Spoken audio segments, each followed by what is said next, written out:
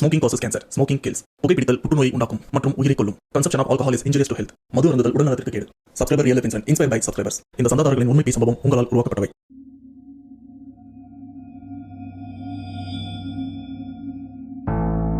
Hi வணக்கம், welcome to channel back to Rebrains. Subscriber real life இன்சிடென்ட்ல இன்னைக்கு உங்களுக்காக ஒன்று இல்லை 2 உண்மை பேய் சம்பவங்களோட வந்திருக்கேன். இதில் ஃபர்ஸ்ட் பார்க்க போகிற உண்மை பேய் சம்பவம் பார்த்தீங்கன்னா, இந்த இடத்துலையும் ஒருத்தர் பேயை தேடி போகிறேன் அப்படின்னு ரொம்ப விலைக்கு வாங்கிட்டு வந்திருக்காரு. அதுவும் கோஸ்ட் எக்ஸ்ப்ளோர் பண்ண போகிறேன் அப்படின்னு ஒரு சுடுகாட்டுக்கும் போயிருக்காரு. அப்படி போயிட்டு வந்ததுக்கப்புறம் தான் அவங்க வாழ்க்கையில் பல இன்னல்களை அவங்களும் சந்திச்சிருக்காங்க.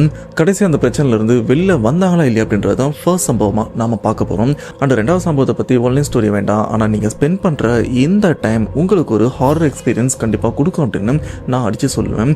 ஏன்னா அப்படிப்பட்ட 2 உண்மை சம்பவத்தோட தான் இப்போ நான் வந்திருக்கேன். அதுக்கு முன்னாடி இந்த மாதிரி பேய் சம்பவம் உங்கள் லைஃப்பில் நடந்திருக்கா? அப்படி நடந்ததுன்னா அதை நீங்கள் என்கிட்ட ஷேர் பண்ண நினச்சிங்கன்னா டிஸ்பிளேல தெரியுற இந்த வாட்ஸ்அப் நம்பருக்கு உங்கள் லைஃப்பில் நடந்த அந்த பேய் சம்பவத்தை ஒரு வாய்ஸ் நோட்டாக எனக்கு நீங்கள் ஷேர் பண்ணுங்கள். அப்படி நீங்கள் ஷேர் பண்ணது உண்மை சம்பவம் உண்மையிலே தெரியலீங்க, அதை நான் கண்டிப்பாக நம்ம சேனலில் போஸ்ட் பண்ணுறேன். ஸோ அவரை பேசாமல் வீடியோவில் போகலாம். நீங்கள் நம்ம சேனல் புதுசாக மறக்காம சேனல் சப்ஸ்கிரைப் பண்ணுங்கள், பெல் பட்டன் கிளிக் பண்ணுங்கள். இப்போ நம்ம வீடியோவில் போகலாம்.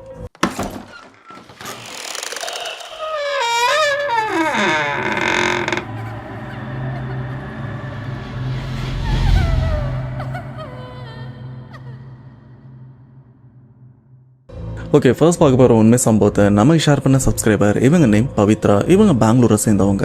அண்ட் ஆல்ரெடி பவித்ரா இவங்க லைஃப்பில் ஒரு பேய் சம்பவமும் நடந்திருக்கு. அது பல மாதங்களுக்கு முன்னாடி நம்ம சேனலில் போஸ்ட் பண்ணியிருக்கேன். இன்கேஸ் அந்த வீடியோ பார்க்கணும்னு நினச்சிங்கன்னா டிஸ்கிரிப்ஷனில் லிங்க்கும் கொடுத்துருக்கேன். அண்ட் இப்போ பார்க்க போகிற இந்த சம்பவம் பார்த்தீங்கன்னா, பவித்ரா இவங்க கணவருக்கும் நடந்திருக்கு. அண்ட் பவித்ரா இவங்க கணவருடைய பெயர் பிரவீன். அண்ட் பவித்ராவுடைய கணவரான பிரவீன் இவருக்கு ரொம்ப நாள் ஒரு ஆசையாக வந்திருக்கு. அது என்னன்னா, எனக்கு நிறைய இடத்துக்கு போயிட்டு கோஸ்ட் எக்ஸ்ப்ளோர் பண்ணணும், ஒரு யூடியூப் சேனல் ஒன்று ஸ்டார்ட் பண்ணி கோஸ்ட் எக்ஸ்ப்ளோர் பண்ணுறத வீடியோலாம் எடுத்து அதில் போஸ்ட் பண்ணணும் அப்படின்னு அவருக்கும் ரொம்பவே ஆசையாகவும் இருந்திருக்கு. ஆரம்பத்தில் இந்த ஒரு ஆசையை பற்றி அவங்க மனைவியான பவித்ராகிட்டும் சொல்லியிருக்காங்க. ஆனால் பொதுவாக இந்த மாதிரி விஷயத்த சொன்னால் வீட்டில் இருக்கிற யாருமே ஸ்டார்டிங்கில் அலோவ் பண்ண மாட்டாங்க. ஏன் வெறும் பேய் சம்பவத்தை போஸ்ட் பண்ண போகிறேன் அப்படின்னு சொன்னதுக்கு எங்கள் வீட்டில் மோஸ்ட்டாக அலோவ் பண்ணல. இதே லைவாக ஒரு இடத்துல போயிட்டு பேயை ஷூட் பண்ணுறேன்னு சொன்னால் கண்டிப்பாக அலோவ் பண்ணுவாங்களா? அதே மாதிரி தான் பவித்ரா இவங்களும் ஆரம்பத்தில் இல்லை இதுக்கெல்லாம் நான் அலோவ் பண்ண மாட்டேன் அப்படின்னு ஆரம்பத்தில் கொஞ்சம் பிடிவாதமாக இருந்திருக்காங்க. ஆனால் பிரவீன் அவங்க கணவர் என்ன சொல்லியிருக்காருன்னா, இல்லை நான் சேஃப்டியாக தான் போயிட்டு வரேன், நான் மட்டும் தனியாக போகல, என் கூட இன்னும் 2 ஃப்ரெண்ட்ஸுங்க வராங்க, ஸோ 3 பேரும் நாங்கள் போகிறோம், எந்த பிரச்சனையுமே இருக்காது அப்படின்னு டெய்லி அவங்க மனைவி கிட்ட பேசி கொஞ்சம் கன்வின்ஸ் பண்ணதுக்கப்புறம் தான் மனைவியும் சரி இவரும் ரொம்ப ஆசைப்படுறாரு, போயிட்டு வரட்டுமே, சேஃபாக தானே போகிறாரு அப்படின்னு ஒரு லெவலுக்கு அப்புறம் சரி போயிட்டு வாங்க அப்படின்னு சொல்ல, அப்போ தான் பிரவீனும் யூடியூப் சேனல் ஒன்று ஓப்பன் பண்ணுறாரு. ஓப்பன் பண்ணதுக்கப்புறம் ஓகே நம்ம ஒரு இடத்துக்கு போயிட்டு கோஸ்ட் எக்ஸ்ப்ளோர் பண்ண போகலாம், ஆனால் எங்கே போகிறது அப்படின்னு அவரும் யோசிக்க, அப்போ தான் பிரவீனுக்கும் பெங்களூரில் இருக்கிற ஒரு சுடுகாட்டை பற்றியும் தெரிய வருது. அது ஒரு இஸ்லாமிய சுடுகாடும். அந்த இடத்துக்கு போயிட்டு வீடியோ எடுத்து அங்கே இருக்கிற பேய் ஏதாச்சும் கேப்சர் பண்ண முடியுமா அப்படின்னு அவருடைய நண்பர்கள் கூட அந்த சுடுகாட்டுக்கும் போகிறாரு.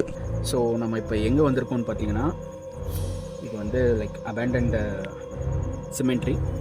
ஸோ இங்கே வந்து ஃப்ரெண்ட்ஸு நம்ம 3 பேர் வந்திருக்கோம். ஸோ இது இவர் தான் வந்து சந்தோஷன்ட்டு. இந்த பிளேஸ் இருக்கிறது கரெக்டாக பார்த்தீங்கன்னா ஜெய்மால் பஸ் ஸ்டாப் பக்கத்தில் ஒரு யூடியூபர் ஃபேமஸ் பண்ணி விட்டாரு. நம்ம சிம்பிள் ஷரத் அவங்க சொல்லியிருக்கிற பக்கத்துலேயே தான். ஸோ இவர் தான் வந்து சஞ்சய். பேச ஒன்றும் இல்லை, நான் கேமராமேன் அவ்வளோதான். இப்போ 2 இடத்துல ஃபோனில் விட்டார் கால் பிரதர்தா பேசலாம். கைஸ் இப்போ பாருங்க, இது இப்போ தான் ரீசெண்டாக 1 or 2 days ஆன மாதிரி தான் இருக்குது. ஸோ பூ கூட நான் வாடல, maybe 1 or 2 days. I think இது 2 பேரோட சமாதி நினைக்கிறேன். காட்டுறோம் இங்கே பாருங்க, 2 பூ இருக்குது, 2 செடி இருக்குது. ஸோ முஸ்லீம்ஸோட ப்ரொசீஜர் படி 2 பேர் இருந்தால் தான் 2 செடி விற்குவாங்க. ஒரு பேர் இருந்தால் ஒரு செடி தான். ஸோ டெய்லி என்ட்ரன்ஸ் போடுறா ஏதோ ஒரு அம்மானிக்கு இடத்துக்குள்ளே போகிற மாதிரி இன்னும் நீங்கள் கேட்டேன், கொஞ்சம் ஒரு மாதிரி டிஃப்ரெண்ட்டாக இருக்குது.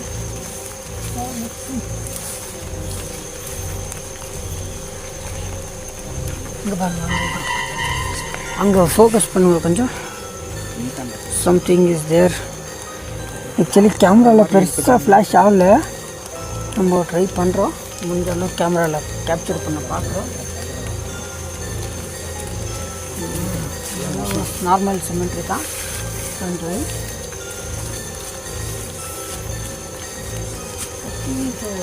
இந்த இடத்துல இது மாதிரி போயிட்டு இருந்தால் அறிகுறி காட்டுங்க.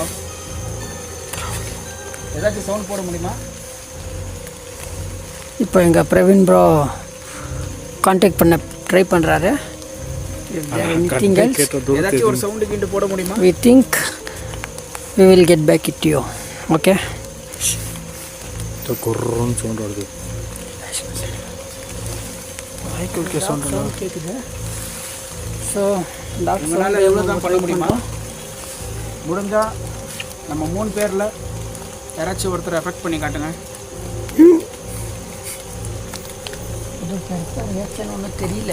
அவ்வளோதான். we are trying for it. உங்களால் முடிஞ்சது அவ்வளோதாங்க. இந்த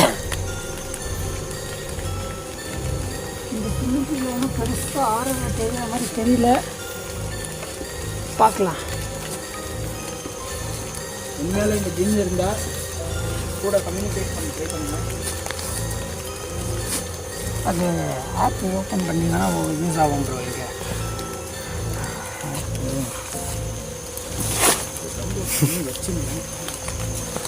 வாங்க முன்னாடி போங்க, முன்னாடி போங்க, அடைஞ்சுன்னா நம்ம லக்கு. முன்னாடி போங்க. அப்படியே வந்தாலே போகலாம். போகும்போது எதுனா கிடச்சின்னா பார்க்கலாம். நம்ம அந்த சைடில் போகணும். இல்லை போதும். அந்த பக்கம் தான் அந்த லைட் கண்ணு தெரியுது. Okay okay. லைட் கண்ணு தெரியாது. நம்ம ஃப்ளாஷ் லைட் அங்கே தெரியும். நம்ம ஃப்ளாஷ் லைட் அங்கே தெரியும். ஸோ இப்போ நீங்கள் பார்க்குற இந்த வீடியோ பிரவீன் அவங்க நண்பர்கள் கூட அந்த சுடுகாட்டில் எடுத்த அந்த ஃபுட்டேஜ் தான். ஆனால் இந்த வீடியோ எடுக்கும்போது அவருக்கும் எந்த பிரச்சனையுமே இல்லை. ஆனால் இவருக்கே தெரியாது அந்த இடத்துல ஜின் இருக்குது அப்படின்னு. இப்படி அந்த கோஸ்ட் எக்ஸ்ப்ளோரை முடிச்சுட்டு இவரும் சேஃபாக வீட்டுக்கு வந்துடுறாரு. எந்த பிரச்சனையுமே கிடையாது. அப்படி வீட்டுக்கு வந்த அடுத்தடுத்த நாள் பார்த்தீங்கன்னா இவங்க வீட்டில் அமானுஷமாகவும் எந்த ஒரு விஷயமும் நடக்கல. ஆனால் அதுக்கு ஆப்போசிட்டாக பார்த்தீங்கன்னா பிரவீன் இவங்க ஆரம்பத்திலே ஒரு பிஸ்னஸ் ஒன்று ஸ்டார்ட் பண்ணி இருந்திருக்காங்க. அந்த பிஸ்னஸ் அதுக்கு முன்னாடி எந்த வித முன்னேற்றமும் இல்லாமல் அப்படியே தான் இருந்திருக்கு. ஆனால் இவர் அந்த சுடுகாட்டில் எக்ஸ்ப்ளோர் பண்ணிட்டு வந்ததுக்கப்புறம் பார்த்தீங்கன்னா சடனாக அந்த பிஸ்னஸில் ஒரு மாறுதல், நல்ல வருமானம் வரவும் ஆரம்பிக்குது. இந்த ஒரு விஷயத்தை பார்த்து இவங்களே கொஞ்சம் ஆச்சரியப்படுறாங்க. இவங்களுக்கும் கிளியராக தெரியும் நாம இந்த சுடுகாட்டில் எக்ஸ்ப்ளோர் பண்ணிட்டு வந்ததுக்கு அப்புறம் தான் இப்படிப்பட்ட ஒரு மாற்றம் இருக்கு அப்படின்னு. சரி, எது எப்படியோ கெட்டதுலயே ஒரு நல்லது நடக்குது அப்படின்னு இவங்களும் சந்தோஷமா தான் இருந்திருக்காங்க. இப்படி ரொம்ப நாள்லாம் போல ஒரு சில நாட்கள் தான் போயிருக்கு. ஆனா சரியா இந்த சுடுகாட்டுக்கெல்லாம் போயிட்டு வந்த அப்புறமா ஒரு சில நாட்கள், ஒரு வாரம்லாம் இருக்காது, ஒரு சில நாட்களுக்கு அப்புறம் பார்த்தீங்கன்னா பிரவீன் அவங்க மனைவி இவங்க 2 பேருமே வெளியில போறாங்க. அப்படி போற இடத்துல பார்த்தீங்கன்னா முச்சந்தின்னு சொல்லுவாங்க பார்த்தீங்களா, அப்படிப்பட்ட இடத்த வந்து இவங்களும் கடக்குறாங்க. இதுல பவித்ரா இவங்களும் அந்த முச்சந்தில கரெக்டா அந்த முச்சந்தி நடுவில் பார்த்தீங்கன்னா சில கழிப்பெடுத்த பொருட்கள்லாம் அந்த இடத்துல போட்டு வச்சிருக்காங்க. இதை இவங்களும் பார்த்துட்டாங்க. இதை பார்த்ததுனால பவித்ராவும் ஓரமா தள்ளியும் வராங்க. ஆனா அவங்க கணவர் அதை கண்டுக்காம அதை அப்படியே தாண்டி வர மாதிரி தாண்டி வந்திருக்காரு. இதை பார்த்த பவித்ராவும் ஏங்க இந்த மாதிரிலாம் பண்ணக்கூடாது, ஒழுங்கா திரும்பி பார்த்து துப்பிட்டு வாங்க, வீட்டுக்கு வந்ததுக்கு அப்புறம் கையை கால்லாம் நல்லா அலம்பிட்டு வீட்டுக்குள்ள வாங்க அப்படின்னு சொல்றாங்க.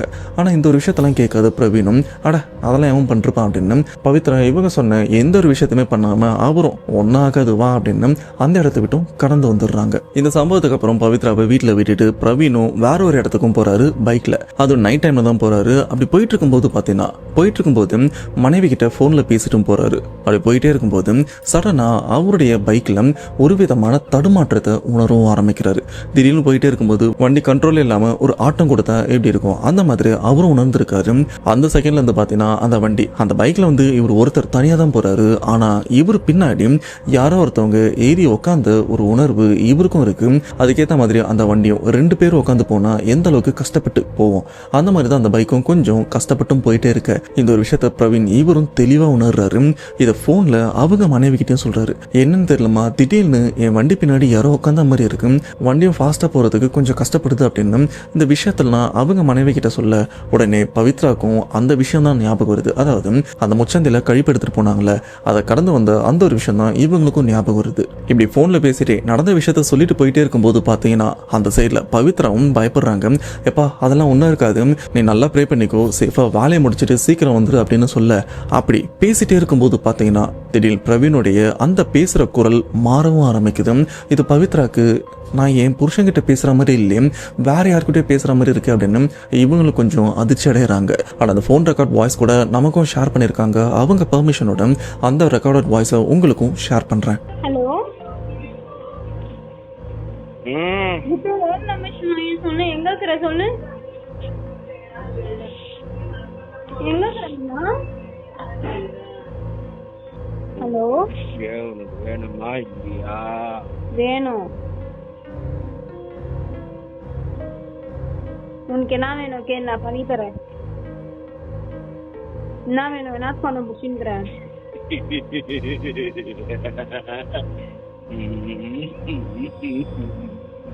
வேணும்னு சொல்லு, நான் பண்ணி தரேன்.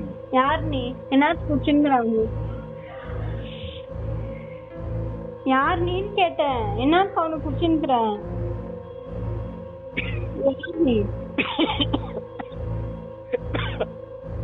எனக்கு பார்த்தேன். ஹலோ ஆகட்டு. ஏய், நான் அப்பவே தானடி கட் பண்ண போனு. எப்போ கட் பண்ணணும்? அப்ப ஏறக்கு வந்துட்டேன்னு இரு, எங்க டாடி போன் பண்றாங்க, கால் பண்றேன்னு. ஆமாவா? சரி புட்டு, எனக்கு தான் தெரியல. எனக்கா தெரியலையா? எனக்கு தான் என்ன. ஸோ இதில் ஸ்டார்டிங்கில் பார்த்தீங்கன்னா பிரவீன் ஒரு மாதிரியும் பேசியிருப்பாரு.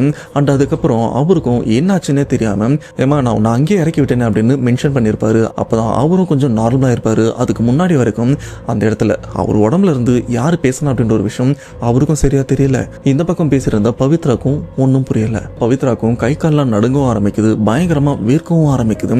என்னடா இது, இவருக்கு ஏதாச்சும் ஆயிரப்போகுது அப்படின்னு இந்த சைடில் இவங்களும் பயங்கர கஷ்டப்படுறாங்க.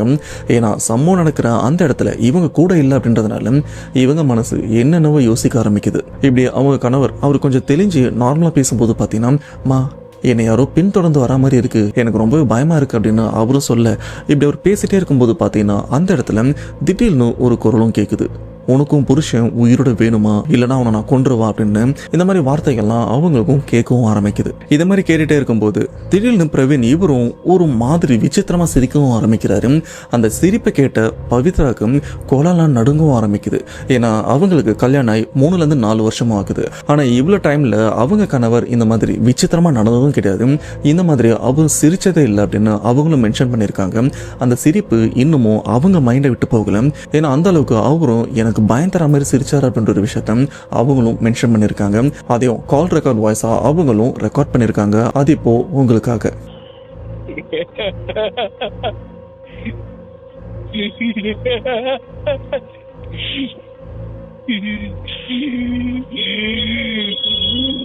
ஓம் நம சிவாய, ஓம் நம சிவாய, ஓம் நம சிவாய.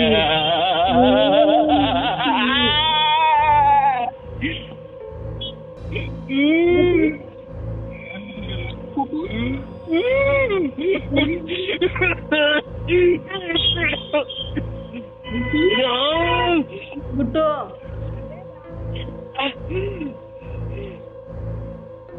ஹலோ ஹலோ ஹலோ, என்னடா? ஹலோ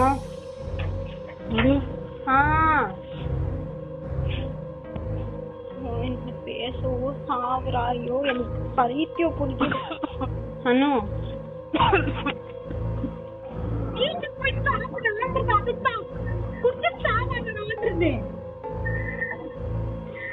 என்ன கத்தினுங்கிறா? உன்னை வச்சுக்கு நீ எதுக்குதான் நாசமா போறியோ தெரியல. எவ்வளவு வாட்டி சொன்னேன் அந்த இடத்துக்கு நான் போய் சாவாதடான்னு. அதெல்லாம் ஒண்ணும் இல்ல, அதெல்லாம் ஒண்ணும் இல்ல, நான் பாத்துக்கிறேன். ஒண்ணும் இல்ல. என்ன மயிர் பாத்துப்பேன் நீ? என்ன நான் பாத்துக்கிறேன், உண்மை நான் பாத்துக்கிறேன். எக்ஸ்ப்ளோர் வீடியோ பண்றோம், அவ்வளவுதான். ஏய், என்ன மயிரான அர்த்தம், அது என்னால ஒன்னும் கண்ட்ரோல் பண்ண முடியாது. இப்படி இதெல்லாம் கேட்டதுக்கப்புறம் பவித்ரா பயங்கரமாக திட்டவும் ஆரம்பிக்கிறாங்க. இந்த கருமத்துக்கு தான் உன்னை நான் இந்த எக்ஸ்ப்ளோர் பண்ணுற விஷயத்துக்குலாம் போக வேண்டாம்னு சொன்னேன், படித்து சொன்னேன், கேட்டியா அப்படின்னு அவங்களும் கண்டமேனிக்கு திட்டுறாங்க. ஏன்னா அப்போவே பவித்ரா இவங்களும் உணர்ந்துருக்காங்க, இந்த மாதிரி ஏதாச்சும் ஒரு ஏழ்ற நம்ம வீடு தேடி வரும், அது நம்ம குடும்பத்துக்கு தான் பிரச்சனை அப்படின்னு அவங்க ஆரம்பத்தில் பயந்துருக்காங்க. இப்போ அதுக்கேற்ற மாதிரி தான் அவங்க வாழ்க்கையிலும் நடந்துட்டும் இருக்க. இவங்களும் முடிஞ்ச வரைக்கும் எப்பா நீ சேஃபாக வீட்டுக்கு வந்து சேரு அப்படின்னு பவித்ராவும் இந்த சைடில் நடுக்கத்தோடு உட்காந்துட்டு இருக்காங்க. இந்த இடத்துல பவித்ராவை பற்றி ஒரு விஷயம் சொல்லணும்னா, இவங்க பிறந்தது வளர்ந்தது எல்லாமே பார்த்தீங்கன்னா கேரளா. இவங்க ஒரு கேரளா பொண்ணு தான். இது மட்டும் இல்லாமல் பவித்ராவுடைய தாத்தா அப்பா இவங்க எல்லாருமே இந்த கேரளாவில் நம்பூதிரிகள் சொல்லுவாங்கல்ல, மந்திரம் படித்தவங்க, பேய் ஓட்டுற விஷயம்லாம் அவங்களுக்கும் அத்துப்படி. ஸோ இதை சின்ன வயசுலேருந்து பார்த்து வளர்ந்த பவித்ராக்கும் இந்த மந்திரங்கள் பேய் ஓட்டுற விஷயம் சடங்குகள்லாம் ஓரளவுக்கு நல்லாவே தெரியும். அவங்க தாத்தாவும் சின்ன வயசுல ஒரு சில விஷயங்களும் சொல்லி கொடுத்து வளர்த்துருக்காரு. சடனா அந்த ஒரு விஷயம் தான் பவித்ராக்கும் ஞாபகம் வர, நான் சொல்கிற மாதிரி நீங்கள் பண்ணுங்க அப்படின்னு பவித்ராவும் ஒரு சில விஷயத்த அவங்க கணவர் கணவருக்கும் சொல்லியிருக்காங்க. அதை கேட்ட கணவர் அந்த சைடில் அதை பண்ணி ஓரளவுக்கு கொஞ்சம் அந்த ஒரு விஷயத்துலேருந்து தற்காலிகமாக அதிலிருந்து வெளியே வந்திருக்காரு. இப்போ இந்த சைடில் பவித்ரா ஃபோனை வச்ச உடனே அடுத்து பிரவீனோட ஃப்ரெண்டுக்கும் கால் பண்ணுறாங்க. பிரவீனோட ஃப்ரெண்டு பவித்ரா இவங்களுக்கும் ஒரு பெஸ்ட் ஃப்ரெண்டு தான். அந்த ஃப்ரெண்டுக்கும் பவித்ரா கால் பண்ணுறாங்க. மச்சான் எங்கே இருக்கு அப்படின்னு கேட்க அந்த சைடில் அந்த ஃப்ரெண்டும் இந்த மாதிரி வீட்டுக்கிட்ட தான் இருக்குன்னு சொல்ல உடனே நான் சொல்கிற இடத்துக்கும் கிளம்பு, அந்த இடத்துல பிரவீனுக்கு ஏதோ பிரச்சனை இருக்கு, அதுவும் பேய் சம்மந்தப்பட்ட பிரச்சனையா இருக்கு, தயவு செஞ்சு அந்த லொக்கேஷனுக்கு போயிட்டு அவன் கூட கொஞ்சம் இரு அப்படின்னு சொல்ல இந்த ஒரு விஷயத்தை கேட்ட ஃப்ரெண்டும் ஏய் சும்மா பொய்லாம் சொல்லாத, பேய் பேசஸ் எல்லாம் ஏன் உளறிட்டு இருக்கு அப்படின்னு அந்த ஃப்ரெண்டு பவித்ரா இவங்க சொல்ற விஷயத்த நம்பாம இருக்க உடனே பவித்ரா இவங்க ரெக்கார்ட் பண்ண அந்த ஃபோன் கால் வாய்ஸை அந்த நண்பருக்கும் அனுப்பி வைக்க இதை கேட்டதுக்கு அப்புறம் தான் அந்த நண்பரும் இந்த ஒரு விஷயத்த நம்புறாரு. சரி நான் உடனே கிளம்புறேன் அப்படின்னு பிரவீனுக்கு துணையா இப்போ அந்த நண்பரும் கிளம்பி போய்கிட்டும் இருக்காரு. அப்படி போன அந்த நண்பரும் பிரவீனை பார்த்துறாரு. இப்போ பிரவீனை பார்த்ததுக்கு அப்புறம் ரெண்டு பேருமே ஒன்னா பேசிக்கிட்டே போறாங்க. இப்படி பிரவீன் பார்த்தீங்கன்னா அவங்க அம்மா இருக்கிற வீட்டுக்கும் போறாரு. அப்படி அவங்க வீடு இருக்கிற அந்த எல்லையை அப்படி தாண்டும் போது பார்த்தீங்கன்னா அவருக்கும் எந்த பிரச்சனையுமே இல்லாம ரொம்பவே தெளிவாகவும் இருக்காரு. ஆனால் அந்த ஃப்ரெண்டை மீட் பண்ற வரைக்கும் கொஞ்சம் ஒரு மாதிரி நடந்துட்டு இருந்தது. அந்த நண்பரும் அப்பப்போ நோட் பண்ணி இந்த ஒரு விஷயத்த பவித்ராக்கும் சொல்லியிருக்காரு. கரெக்டா அவங்க அம்மாவுடைய வீடு அந்த எல்லைக்குள்ள போனதுக்கு அப்புறம் பார்த்தீங்கன்னா அவரும் நல்லா தெளிவானதை வந்து அந்த நண்பரும் பார்த்து கொஞ்சம் ஷாக் ஆகுறாரு. இந்த ஒரு விஷயத்தையும் பவித்ராட்ட சொல்லும்போது அப்பதான் பவித்ரா ஒரு விஷயமும் சொல்றாங்க. மச்சி அதுக்கு ரீசன் என்ன தெரியுமா, என் மாமியார் டெய்லி குலதெய்வத்தை வணங்குவாங்க, அவங்களே என்கிட்ட சொல்லியிருக்காங்க அவங்க குலதெய்வம் வந்து அவங்க வீட்டை சுத்தி ஒரு சரௌண்டிங் தூரம் வரைக்கும் அவங்களுடைய நடமாட்டம் இருக்கும் அப்படின்னு சொல்லியிருக்காங்க. நீங்க போனது வர நைட் டைம் கண்டிப்பா அந்த எல்லையை வந்து நீங்க தாண்டதுக்கு அப்புறம் தான் பிரவீனை பிடிச்சிட்டு இருந்த ஏதோ ஒன்று அவனை விட்டு விலகி அந்த இடத்துக்கு வந்ததுக்கு அப்புறம் அவனும் தெளிவாயிருக்கான், இதுதான் காரணம் அப்படின்னு சொன்னதுக்கு அப்புறம் அந்த நண்பருக்கும் புரிய வருது. ஆனா பிரவீன் இவர் பேயால பாதிக்கப்பட்டார்ல அன்னையில இருந்து பாத்தீங்கன்னா அதுக்கு அடுத்தடுத்த நாள்ல அவங்களுக்கு இதுக்கு முன்னாடி அந்த பிசினஸ் நல்லா போச்சுன்னு சொன்ன பாத்தீங்களா, அந்த பிசினஸ் அந்த நாள்ல இருந்து படு தோல்வி அடையவும் ஆரம்பிச்சிருச்சு. அவங்க எவ்வளவு முயற்சி பண்ணாலும் அந்த பிசினஸ்ல பெருசா அவங்களால பணம் சம்பாதிக்கவும் முடியல, மொத்தமா நஷ்டத்துல தான் வந்து முடியுது. பிரவீன் பவித்ரா இவங்க ரெண்டு பேரும் எவ்வளவோ முயற்சி பண்றாங்க, ஆனா இவங்களால அந்த பிசினஸை வந்து நிலைநிறுத்தி வைக்கவும் முடியல. ஒரு பிரச்சனைக்கு மேல பிரச்சனையா வந்துட்டு இருக்கு. இதனாலே பவித்ராவும் சரி நம்ம கோயிலுக்கு போனா சரியாகும் அப்படின்னு அவங்களும் ரெகுலரா கோயிலுக்கு போகவும் ஆரம்பிக்கிறாங்க. அப்பதான் பவித்ராக்கு புரியுது இப்போ என் கணவரை அந்த பிரச்சனை விட்டுருக்கு, அப்படி விட்டு அந்த பிரச்சனை என்ன துரத்திட்டு இருக்கு அப்படின்னு. ஏன்னா இது வரைக்கும் பவித்ராவும் அவங்கள ஃபாலோ பண்ற மாதிரியோ உருவம் இங்க நிக்குது அங்க நிக்குது அப்படின்ற மாதிரி அன்னை வரைக்கும் அவங்களும் ஃபீல் பண்ணதும் இல்லை. ஆனா அதுக்கப்புறம் பாத்தீங்கன்னா பவித்ரா வெளியில எங்க போனாலும் இல்ல வீட்டுக்குள்ளே இருந்தாலும் அவங்கள யாரோ ஒளிஞ்சிருந்து பாக்குற மாதிரியும் வெளியில எங்கன்னா போனாங்கன்னா அவங்க பின்னாடி யாரும் நடந்து வருவாங்க. சரி இந்த ஏரியாவை சேர்ந்தவங்களா இருக்கும் அப்படின்னு இவங்களும் சடனா திரும்பியும் பார்ப்பாங்க. ஆனா பின்னாடி ஆட்கள் நடமாட்டமே இருக்காது. இவங்க திரும்பிட்டு நடக்கவும் ஆரம்பிப்பாங்க. அப்படி நடக்கும்போது இவங்களுக்கு பின்னாடி கொஞ்சம் தள்ளி பாத்தீங்கன்னா அந்த கால் தடம் அந்த சத்தம் இவங்களுக்கும் தெளிவா கேட்கும். இது மட்டும் இல்லாம சில நேரத்தில் பார்த்தீங்கன்னா இவங்க டிவி பார்க்கும்போதா இருக்கட்டும் மொபைலை நோண்டும் போதா இருக்கட்டும் சடனா ஏதோ ஒன்று பக்கத்தில் வர மாதிரியா இருக்கும். அப்படி வந்த ஏதோ ஒன்று இவங்களை நகத்தை வச்சு புறாண்டிட்டு போனா எப்படி இருக்கும் அந்த மாதிரி இவங்களையும் கீறி விட்டு போயிடும். இதனால இவங்க உடம்பு ஃபுல்லா இந்த நகத்தடங்கள் நிறையவே இருந்திருக்கு. சரிப்பா இந்த பிரச்சனை வந்து ஆரம்பத்தில் அவங்க கணவருக்கு இருந்ததுன்னு சொன்ன பவித்ராக்கும் இருந்ததுன்னு சொன்ன இவங்களை தவிர்த்து வேற யாருக்காச்சும் இருந்ததான்னு கேட்டிங்கன்னா இருந்தது. அது வேற யாரும் இல்லை, கணவரான பிரவீன் அண்டு அவர் கூட 2 ஃப்ரெண்ட்ஸுங்க. இவங்க 3 பேரும் சேர்ந்து தான் அந்த சுடுகாட்டுக்கு எக்ஸ்ப்ளோர் பண்ண போறோம் அப்படின்னு போயிருப்பாங்கல்ல. அதில் அந்த மற்ற 2 நண்பர்களுக்கும் அவங்க வீட்டில் நிறைய அமானுஷமான விஷயங்களும் நடக்க ஆரம்பிச்சிருக்கு. சேம் அவங்களும் அவங்க வீட்டில் இங்க அங்கன்னு அந்த உருவங்களை பார்க்கவும் ஆரம்பிச்சிருக்காங்க. இது எப்போ பவித்ராக்கும் தெரிய வந்ததுன்னா பவித்ரா லைட்டாக சந்தேகப்பட்டிருக்காங்க. பிரவீன் அந்த சுடுகாட்டுக்கு போனா பிரவீன் கூட அவங்க ஃப்ரெண்ட்ஸும் சுடுகாட்டுக்கு போனாங்க. இவனுக்கு மட்டும் தான் இந்த பிரச்சனையா இல்லை ஃப்ரெண்ட்ஸுக்கும் பிரச்சனை இருக்கு அப்படின்னு தெரிஞ்சுக்கிறதுக்கு அந்த நண்பருக்கும் பவித்ரா கால் பண்றாங்க. அவங்கள மச்சி அப்படின்னு தான் பேசுவாங்க. கால் பண்ணி இந்த மாதிரி விஷயத்த பேசிட்டே இருக்கும்போது இதுல ஆப்போசிட்ல இருக்கிற அந்த ஃப்ரெண்டும் ஆமா மச்சி என் வீட்லயும் அந்த பிரச்சனைலாம் இருக்கு, நாங்களும் இந்த மாதிரி வீட்டுல உருவத்தெல்லாம் பாக்குறோம்னு பேசும்போது பாத்தீங்கன்னா இப்பெல்லாம் அந்த நண்பர் அவங்க வீட்டுல பிரச்சனை இருக்குன்னு அந்த ஒரு விஷயத்த விலாவரியா விவரிக்கும் போது அவங்க வீட்டுல இருக்கிற லைட் எல்லாமே அப்படியே நின்று எரியவும் ஆரம்பிக்கும். சில நேரத்துல பார்ட்டிகுலரா இந்த ஒரு விஷயத்த பத்தி பேசும்போது மட்டும் அவங்க வீட்டுல இருக்கிற பொருட்கள்லாம் தன்னால கீழேயும் விழும். ஆனா இந்த பேய் சம்பவத்தை தவிர வேற ஏதாச்சும் பேச அந்த இடம் நார்மலா தான் இருக்கும். பர்டிகுலரா அவங்க வீட்டில் நடந்த அந்த பேய் சம்பவத்தை பேசும்போது மட்டும் இந்த மாதிரி விஷயங்கள்லாம் நடந்திருக்கு. அதுலேயும் ஒரு நண்பருக்கு 2 குழந்தைகளும் இருந்துட்டு இருக்காங்க, ட்வின்ஸ். அந்த 2 குழந்தைகளும் பார்த்தீங்கன்னா அவங்க வீட்டுக்குள்ள ஏதோ ஒரு உருவத்தை பார்த்து அலறியும் இருக்காங்க. 2 குழந்தைங்களும் சேம் சொல்லி வச்ச மாதிரி சொல்றாங்க, இந்த இடத்துல நாங்கள் ஒரு உருவத்தை பார்த்தோம் அப்படின்னு. அண்ட் அடிக்கடி அந்த உருவமும் அந்த 2 குழந்தைகளை வந்து பயமுறுத்துறதாகவும் சொல்லியிருக்காங்க. அப்போ பவித்ரா இவங்க குடும்பமா இருக்கட்டும் அந்த நண்பர்கள் அவங்க குடும்பமா இருக்கட்டும் இவங்க எல்லாருமே சேர்ந்து கோயிலுக்கு போனால் சரியாயிரும், மற்றபடி வேற எதுவும் இருக்காது, காத்து கருப்போட வேலையாக தான் இருக்கும் அப்படின்னு இவங்க எல்லாருமே கோயிலுக்கும் போறாங்க. அப்படி எனக்கு ஃபர்ஸ்ட் டைமா பிரவீன் இவங்க குடும்பம் மற்ற 2 நண்பர்கள் இவங்க 3 குடும்பமும் இந்த பிரச்சனைக்காக கோயிலுக்கும் போயிட்டு வந்திருக்காங்க. போயிட்டு வந்த அன்னைக்கு நைட்டே பார்த்தீங்கன்னா இதில் பிரவீனுடைய ஃப்ரெண்டு சந்தோஷன் ஒருத்தர் இருக்காரு. அவங்க வீடும் பார்த்தீங்கன்னா பிரவீன் இவங்க வீட்டு தெருவில் தான் இருக்கு. அன்னைக்கு நைட்டு போல சந்தோஷ் அவரும் சிகரெட் பிடிக்கலாம் அப்படின்னு அவங்க வீட்டுக்கு வெளியில அந்த தெருவில் நைட்டு சிகரெட்டும் பிடிச்சிட்டு இருக்காரு. அப்படி பிடிச்சிட்டு இருக்கும்போது பார்த்தீங்கன்னா இவருக்கு பக்கத்தில் யாரோ ஒருத்தவங்க நடந்து வர மாதிரியா இருக்கு. மேபி நம்ம ஏரியாவில் தான் இருக்கும் அப்படின்னு அவர் அதை கண்டுக்காம சிகரெட்டும் பிடிச்சிட்டு இருந்திருக்காரு. அப்படி பிடிச்சிட்டே இருக்கும்போது பார்த்தீங்கன்னா நடந்து வந்தவங்க சந்தோஷ் இவர் பக்கத்திலே நிக்கிறத அவரும் உணர்ந்திருக்காரு. ஆனா இதை இவரும் பெருசா கண்டுக்காம திரும்பவும் சிகரெட் பிடிச்சிட்டு இருக்கும்போது அப்பதான் சந்தோஷம் யோசிக்கிறாரு, யாரோ ஒருத்தவங்க நடந்து வந்தாங்க, அப்படி நடந்து வந்தவங்க எனக்கு பக்கத்தில் நிற்கிற மாதிரி இருக்கு அப்படின்னு இவரும் சிகரெட்டை பிடிச்சிக்கிட்டு திரும்பி பார்க்குறாரு. பார்த்தா இவருக்கு டிட்டோவா பக்கத்தில் பார்த்தீங்கன்னா நல்லா ஜெயஜாண்டிக்காக ஒரு உருவம் பார்க்கறதுக்கு அள்ளு விடுற மாதிரி இருக்கு.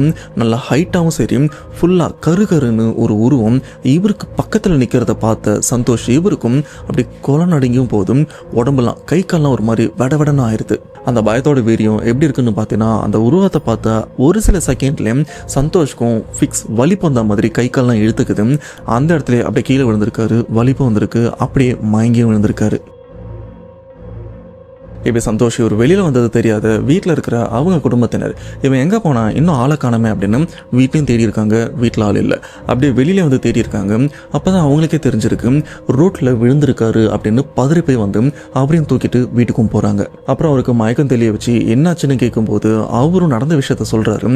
சொன்னதுக்கப்புறம் வீட்டில் இருக்கிறவங்க இன்னும் பதறி போகிறாங்க. இப்படி நண்பர் சந்தோஷ் இவருக்கும் இந்த ஒரு விஷயம் நடக்க இந்த சைடில் பவித்ரா அவங்க கணவர் இவங்க 2 பேருமே பைக்கில் பவித்ரா அவங்க அம்மா வீட்டிலேருந்து அவங்க மாமியார் வீட்டுக்கும் அன்னைக்கு நைட்டு பைக்லயும் போறாங்க. அன்னைக்கு நைட்டு பைக்ல போகும்போது 2 பேருமே ஜாலியா பேசிட்டும் போறாங்க. அப்படி போயிட்டே இருக்கும்போது பாத்தீங்கன்னா அந்த ரோட்டில் அந்த சமயம் ஆட்கள் வண்டி அப்படின்னு எதுவுமே வரல.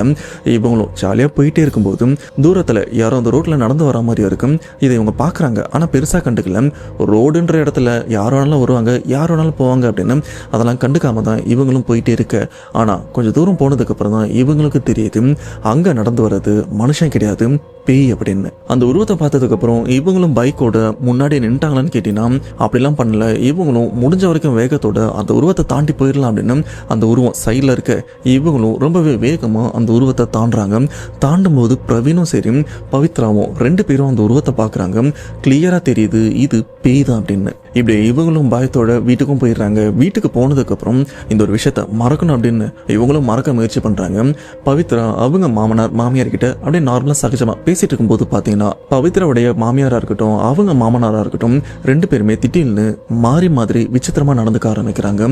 அது எப்படின்னா ஒரு ஆன்மா 2 பேர் உடம்புலையும் மாறி மாறி வந்தால் எப்படி இருக்கும். இப்போ ஃபர்ஸ்ட் மாமனார் உடம்புல வந்து அந்த இடத்த ரகலை பண்ணிட்டு அங்கேருந்து அப்படியே மாமியார் உடம்புக்கு மாறினா எப்படி இருக்கும். இந்த மாதிரி அவங்க வீடே பார்த்தீங்கன்னா அன்னைக்கு பேய் பிடிச்சி போய் பயங்கர ஆட்டத்தோட இருந்திருக்கு. இப்படி மாமனார் மாமியாருக்கு ஒரு விஷயம் நடந்துட்டு இருக்க அவங்க வீட்டில் பார்த்தீங்கன்னா பிஸ்னஸை டெவலப் பண்ணுறதுக்கு தேவையான பொருட்கள் எல்லாம் காஸ்ட்லியான பொருட்கள்லாம் வாங்கி அவங்க இன்னொரு ரூம்லையும் அடுக்கி வச்சிருந்தாங்க. அந்த ரூமில் பார்த்தீங்கன்னா அந்த பொருட்களை அந்த டப்பாவோட தூக்கி கீழே உடைச்சா எப்படி இருக்கும் அந்த மாதிரி அவங்க வாங்கி வச்ச எல்லா பொருளையும் யாரோ ஒருத்தவங்க தூக்கி தூக்கி போடுறாங்க. இது எல்லாமே அந்த சைடில் ரூம்லையும் நடந்துட்டு இருக்கு. பவித்ராக்கும் சரி அவங்க கணவருக்கும் என்ன பண்ணுறதுன்னு தெரியல. 2 பேருமே பயத்தில் அவங்க அப்பா அம்மாவை கண்ட்ரோல் பண்ண முயற்சி பண்ணிட்டு இருக்காங்க. இப்போ பவித்ராக்கும் சடனாக அவங்க தாத்தாவுடைய ஞாபகமாக வருது. வேற வழியே இல்லை, இவருக்கு கால் பண்ணி விஷயத்தை பற்றி சொன்னாதான் அப்படின்னு அவருக்கும் கால் பண்ணுறாங்க. உடனே தாத்தா என்ன சொல்கிறாருன்னா நீங்கள் உடனே கிளம்பி இங்கே வாங்க என்ன ஏதுன்னு பார்க்கலான்னு சொன்னதுக்கப்புறம் அன்னைக்கு நைட்டு பவித்ரா பிரவீன் இவங்க 2 பேருமே கிளம்பி கேரளாவுக்கும் போகிறாங்க. அப்படி கேரளாவுக்கு போயிட்டு அவங்க தாத்தாவை பார்க்கும்போது தாத்தா நடந்த எல்லா விஷயத்தையுமே கிளியராக சொல்லிடுறாரு. நீங்கள் அந்த சுடுகாட்டுக்கு போயிருக்கக்கூடாது, அங்கே போயிட்டு வந்ததுலேருந்து தான் இந்த பிரச்சனை. உங்கள் பின்னாடி ஒரு ஜின் வந்திருக்கு, அந்த ஜின் அங்கே தான் உலாவிட்டு இருந்திருக்கு, இதுதான் சரியான நேரம் அப்படின்னு உங்களையும் பின்தொடர்ந்து வந்திருக்கு. பொதுவாக ஜின்களை பற்றி சிம்பிளாக ஒரே ஒரு விஷயம் சொல்லணும். ஜின் ஆரம்பத்தில் நல்லது செய்கிற மாதிரி தான் வீட்டுக்குள்ளேயும் நுழையும், ஆனால் அதுக்கப்புறம் அந்த வீட்டுக்குள்ள சர்வநாசமும் நடக்கும். அதுதான் இப்போ உங்கள் வீட்டில் நடந்துட்டு இருக்கு அப்படின்னு அவரும் சிம்பிளாக முடிச்சிடுறாரு. அந்த தாத்தா இன்னொரு விஷயத்தையும் சொல்கிறாரு, நம்ம பாரம்பரியமாக இந்த ஒரு விஷயத்தை பண்ணுறோம், அதாவது இந்த பேய்கள் அடக்கிற இந்த ஒரு முறையை வந்து பாரம்பரியமாக பண்ணிட்டு இருக்கோம். அதுவும் நல்ல விதத்துக்கு மட்டும் தான் பண்ணிட்டு இருக்கோம். யாருக்கும் கெட்டது பண்ணணும், இவங்க மேலே சூனியத்தை வைக்கணும், அவங்க மேலே வைக்கணும் அப்படின்னு கெட்டதுக்காக நம்ம இதை பண்ணுறது இல்லை, நல்லதுக்காக மட்டும் தான் பண்ணுறோம். அதே பாரம்பரிய முறையை வந்து உனக்கும் நான் சின்ன வயசுலேருந்தே சொல்லி கொடுத்துருக்கேன். நான் சொல்லி கொடுத்ததில் இந்த விஷயத்தெல்லாம் நீ வீட்டில் பண்ணு, இதுலேருந்து வெளியில் வந்துடலாம் அப்படின்னு தாத்தாவும் இன்னும் ஒரு சில விஷயங்களை வந்து பவித்ராக்கும் சொல்லி கொடுக்குறாரு. நான் ஆரம்பத்திலே சொல்லியிருப்பேன், பவித்ரா அவங்க தாத்தா நம்பூதிரி தான். சின்ன வயசுலேருந்தே பவித்ராக்கும் இந்த மாந்திரிக விஷயங்கள்லாம் சொல்லி கொடுத்து வளர்த்துருப்பாரு. தெரிஞ்சோ தெரியாமலோ உன் கணவன் அந்த சுடுகாட்டுக்கும் போயிருக்கான். போயிட்டு அங்கே இருக்கிற ஜின்னை கையோடவும் கூட்டு வந்திருக்கான். அந்த இடத்துல உன் கணவன் பண்ண தப்பு என்ன தெரியுமா? அங்கே இருக்கிற ஒரு சமாதியை ஏறியும் மிதிச்சிருக்கான். பொதுவாக இந்த மாதிரி சமாதிகளை வந்து நாம் ஏறி மிதிக்கக்கூடாது. அது அங்கே இருக்கிற இறந்தவங்களுக்கு நாம் அவமரியாதை பண்ணுற மாதிரி இருக்கும். இதனாலே அங்கே இருக்கிற ஜின் இவனை ஃபாலோ பண்ணி பின்னாடியே வந்திருக்கு. இவனை கண்டிப்பாக இவன் பண்ணதுக்கு வந்து தண்டனை கொடுக்கணும், அது மரண தண்டனை அப்படின்ற மாதிரி தான் இவனை பின்தொடர்ந்து வந்து கொல்லவும் முயற்சி பண்ணியிருக்கு. ஆனால் இந்த இடத்துல ஜின் பிரவீனை கொல்றதுக்கு நிறைய முயற்சி பண்ணியிருக்கு. ஆனால் இப்போ வரைக்கும் அவனை கொல்ல முடியாததுக்கு ஒரே காரணம் தான் இருந்திருக்கு. அது என்ன தெரியுமா அப்படின்னு தாத்தா பவித்ரா வீட்டையும் கேட்க, பவித்ராவும் என்ன தாத்தா எனக்கு தெரியல அப்படின்னு சொல்ல, நீ ஆரம்பத்தில் உன் கணவர் இந்த மாதிரி பேய்களெல்லாம் பார்க்க போறாரு, ஏதோ வீடியோ எடுக்க போறாரு அப்படின்னு சொன்ன பார்த்தியா? அப்போ நான் உன்கிட்ட ஒரு விஷயத்தையும் சொல்லியிருப்பேன். உன் குடும்பத்துக்கு ஒரு பாதுகாப்பு வளையத்தை வந்து போட்டு வச்சுக்கோ. இந்த பாதுகாப்பு வளையத்தை நீ போட்டனா பேய் பாதிப்பு இருக்கும், ஆனால் உயிருக்கு எந்த பாதிப்பும் இருக்காது அப்படின்னு நான் உனக்கு சொல்லியிருப்பேன். அதுக்கேற்ற மாதிரி நீயும் உன் குடும்பத்துக்காக ஒரு பாதுகாப்பு வளையத்தையும் போட்டிருக்க. சொல்லப்போனா இப்போ உன் புருஷன் உயிரோடு இருக்கிறதுக்கு காரணம் நீ போட்ட அந்த பாதுகாப்பு வளையம் தான் சொல்லும்போது பவித்ராவும் இப்பதான் ஒரு நிம்மதி பெருமூச்சை விடுறாங்க. அப்பாடா, அந்த சமயம் எனக்கு தோணுன அந்த ஒரு விஷயத்த நான் முன்கூட்டியே பண்ணிட்டேன், அதுதான் என் கணவனை பாதுகாத்திருக்கு அப்படின்னு இவங்களும் கொஞ்சம் ஆறுதல் அடைகிறாங்க. இருந்தாலும் இந்த ஒரு பிரச்சனை முழுசா முடிஞ்சிச்சான்னு கேட்டீங்கன்னா இப்போ வரைக்கும் முடியல. இப்போ ஒன்றும் இல்லை, இப்போ நீங்கள் வீட்டுக்கு போங்க. வீட்டுக்கு போனதுக்கு அப்புறம் அங்கே பக்கத்தில் தர்கா இருந்ததுன்னா அங்கே இருக்கிற உஸ்தாதை கூட்டிட்டு வந்து அவர் மூலியமா சில பரிகார பூஜை பண்ணுங்க. ஏன்னா நீ பண்றதை விட அவர் பண்ணாருன்னா அதுக்கு இன்னும் மதிப்பு அதிகம். அந்த ஒரு விஷயத்த மறக்காம பண்ணிருங்க. அண்ட் பிரவீன், உனக்கு நான் தெளிவா ஒரு விஷயம் சொல்றேன். இந்த மாதிரி பேய பார்க்க போறேன், வீடியோ எடுக்க போறேன் அப்படின்னா நீ தாராளமா போ, நான் போக வேண்டாம்னு சொல்ல மாட்டேன். ஆனா அப்படி போறதா இருந்தா எனக்கு போறதுக்கு முன்கூட்டியே தகவலை கொடுத்துருங்க. அப்படி கொடுத்துட்டீங்கன்னா உங்களுக்காக ஒரு பாதுகாப்பு வளையம் மாதிரி நானும் இந்த சைடில் ஏதாச்சும் பண்ணுவேன். அப்படி பண்ணீங்கன்னா உங்களுக்கு எந்த பிரச்சனையுமே இருக்காது. போற இடத்துல நீங்களும் எந்த பிரச்சனையுமே இல்லாம உங்க வேலையை நீங்க முடிச்சுட்டு வரலாம். ஆனா இதெல்லாம் எதுவுமே பண்ணாம நீங்க வெறுமனே போனீங்கன்னா கண்டிப்பா உங்க உயிருக்கே ஆபத்து இருக்கு அப்படின்னு தாத்தாவும் கொஞ்சம் எச்சரிச்சிருக்காரு. இதுக்கப்புறம் பவித்ரா அவங்க கணவர் 2 பேருமே கேரளா விட்டு பெங்களூருக்கு வந்துடுறாங்க. பெங்களூருக்கு வந்ததுக்கு அப்புறம் அவங்களும் அந்த விஷயத்தை செய்யறதுக்கு முன்னாடி அன்னைக்கு அவங்க வீட்டுல சின்னதா ஒரு சம்பவமும் நடக்குது. அது என்னன்னு பாத்தீங்கன்னா, அன்னைக்கு அவங்க வீட்டுல சொந்தக்காரங்களாம் வந்திருக்காங்க. அவங்க சொந்தக்காரங்க குழந்தைங்களும் அந்த இடத்துல இருக்காங்க. அதுல 3 வயசுல இருந்து 4 வயசு இருக்கிற ஒரு சின்ன பொண்ணு இருக்க. அந்த சின்ன குழந்தை பவித்ரா கிட்ட ஷாடோக்கு ஸ்பெல்லிங் என்ன அப்படின்னு கேட்குறாங்க. ஆனால் இந்த சைடில் பவித்ரா அறக்க பறக்க வேலை பார்த்துட்டு இருந்ததுனால நான் கொஞ்ச நேரம் கழிச்சு வந்து சொல்கிறேமா அப்படின்னு பவித்ராவும் வேலை பார்த்துட்டு இருக்காங்க. அப்படி வேலை பார்த்துட்டு இருக்கும்போது பார்த்தீங்கன்னா அந்த இடத்துல SHADOW அப்படின்னு ஒரு ஹஸ்கி வாய்ஸும் கேட்குது. அதுக்கேற்ற மாதிரி அந்த குழந்தைய வந்து ஷாடோ அப்படின்ற ஒரு ஸ்பெல்லிங்கை எழுதவும் ஆரம்பிக்கிறாங்க. ஆனால் இந்த குரல் யார் சொன்னாங்க அப்படின்னு கேட்டீங்கன்னா யார் சொன்னாங்கன்னு தெரியல. வீட்டில் இருக்கிற எல்லாருக்குமே இந்த ஒரு குரல் கேட்டிருக்கு. எல்லாருமே திரும்பி சுற்றி முற்றி பார்க்குறாங்க. ஆனால் அந்த உருவத்தை இவங்களால பார்க்கவும் முடியல. ஏன் ஒரு செகண்ட் பவித்ராவே அந்த வேலையை விட்டுட்டு எங்க இருந்து இந்த குரல் கேட்குது அப்படின்னு அப்படியே தடுமாறி நிக்கிறாங்க. இதுக்கப்புறமா அந்த பிரச்சனையை விடக்கூடாது அப்படின்னு தர்கால இருந்து உஸ்தாதெல்லாம் வர வச்சு அந்த ஜின்கள் அடக்கிறதுக்கான அந்த பரிகார பூஜை எல்லாம் பண்றாங்க. உஸ்தாதும் வந்து அதுக்கேற்ற எல்லா விஷயமும் பண்றாரு. அப்படி இந்த இடத்துல ஜின் பாத்தீங்கன்னா பிரவீன் இவரை ஒரு சில சமயம் தான் வந்து அவர் உடம்ப வந்து ஆக்கிரமிச்ச மாதிரியும் பண்ணிருக்கு. மற்றபடி பர்மனண்டா அவரையும் சரி அவங்க வீட்டில் இருக்கிற யார் உடம்புலையும் அந்த ஜின்னால இருக்கவும் முடியல. இந்த ஒரு விஷயம் உஸ்தாத் அவருக்கும் ரொம்பவே சுலபமா வேலையை முடிக்கிறதுக்கு சாதகமாகவும் இருந்திருக்கு. இப்போ உஸ்தாதும் அந்த ஜின்களை கட்டுப்படுத்துற பூஜை எல்லாம் பண்றாரு. அதெல்லாம் பண்ணி முடிச்சதுக்கு அப்புறம் குரான்ல இருக்கிற வார்த்தைகள்லாம் ஒரு பேப்பர்ல துண்டு பேப்பர்ல எழுதி அது அந்த வீட்டுல 4 மூலையிலையும் கட்டி விட்டுறாரு. அந்த புனித தண்ணி அந்த வெள்ளை கலர் பவுடர் இருக்கும் பாத்தீங்களா, அந்த வீட்டுக்குள்ளேயும் நல்லா பரவலா எல்லா இடத்துலயுமே படுற மாதிரி தெளிச்சிட்டு அவரும் வேலையை முடிச்சிட்டும் கிளம்புறாரு. இதுக்கப்புறம் பவித்ராவும் வாரம் அவங்க தாத்தா சொல்லி கொடுத்த ஒரு சில மாந்திரிக விஷயங்களை வந்து அவங்க குடும்ப பாதுகாப்புக்காக அவங்களும் பண்ணிட்டு இருக்காங்க. ஸ்டில் இப்ப வரைக்கும் இப்படி இந்த ஒரு விஷயம்லாம் பண்ணதான் அந்த ஜின்னுடைய நடமாட்டம் அவங்க வீட்டுல இல்லாமலும் இருந்திருக்கு. அவங்க கணவரும் பாத்தீங்கன்னா எந்த பிரச்சனையுமே இல்லாம நிம்மதியா இருந்துட்டு இருக்காரு. ஆனா என்னதான் இவங்களை விட்டு இந்த பிரச்சனை போனாலும் இப்ப வரைக்கும் பவித்ராவால அவங்க கணவர் அன்னைக்கு சிரிச்ச அந்த சிரிப்பை இப்ப வரைக்கும் அவங்களால மறக்க முடியல. கண்ணை மூடினா கூட சில நேரம் அந்த சிரிப்பு இவங்களுக்கும் மைண்ட்ல வந்துட்டு தான் போகுது. ஏன்னா அந்த அளவுக்கு அவங்களும் பாதிக்கப்பட்டிருக்காங்க. பேயை தேடி போறதா இருந்தா உங்களுக்கு தேவையான சில தகுந்த பாதுகாப்போட போனீங்கன்னா உங்களுக்கும் நல்லது, உங்க குடும்பத்துக்கும் நல்லது. அதுக்கு ஒரு சிறந்த உதாரணமா இந்த உண்மை சம்பவமும் இருக்கும் அப்படின்னு நான் நம்புறேன். ஸோ பேயை சுடுகாட்டில் பார்க்க போன இந்த சம்பவத்தை கேட்கும்போது உங்களோட தாட் என்ன மறக்காம கமெண்ட் பாக்ஸ்ல மென்ஷன் பண்ணுங்கள். அவ்வளோதான் மக்களே, சம்பவம் ஓவர். கண்டிப்பாக இந்த சம்பவம் உங்களுக்கு பிடிச்சிருக்கும் அப்படின்னு நம்புறேன். இப்போ நீங்கள் பண்ண வேண்டிய விஷயம், இந்த இன்சிடென்ட் ப்ளஸ் நம்ம சேனலில் உங்கள் ஃப்ரெண்ட்ஸ் அண்ட் ஃபேமிலிக்கு மறக்காமல் ஷேர் பண்ணிடுங்க. அப்படியே கீழே சப்ஸ்கிரைப்னு ஒரு பட்டன் இருக்கும், அதை சப்ஸ்கிரைப் பண்ணிவிட்டு பக்கத்துலேயே ஆல்ன்ற ஆப்ஷனை கிளிக் பண்ணி பெல் ஐக்கானை கிளிக் பண்ணிட்டீங்கன்னா நான் போஸ்ட் பண்ணுற எல்லா வீடியோவும் உங்களுக்கு ஆன் டைம் வரும். இல்லைனா நான் போஸ்ட் பண்ணுற வீடியோவை நீங்கள் மிஸ் பண்ணுறதுக்கு நிறைய வாய்ப்பு இருக்குது. மறக்காமல் சப்ஸ்கிரைப் பண்ணிடுங்க. ஸோ நெக்ஸ்ட் இன்ட்ரெஸ்டிங்கான வீடியோவில் கண்டிப்பாக உங்களை வந்து நான் மீட் பண்ணுறேன். அதுவரை உங்களை மீது விடைபெறுவது உங்கள் நான். பாய்.